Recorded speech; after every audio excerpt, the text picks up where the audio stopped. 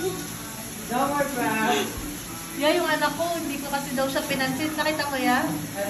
Yan yung ginawa. Kumain na mag-isa. Gutom na ako. Kumain ako dito, no? Very good.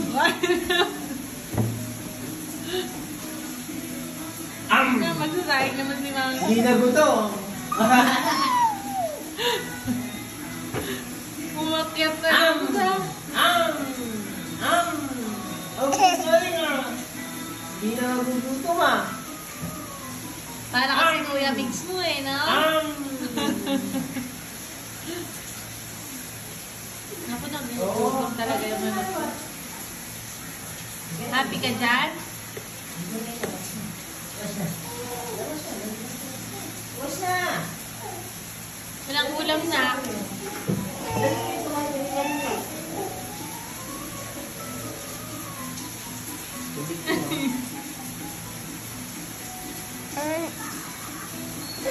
Okay.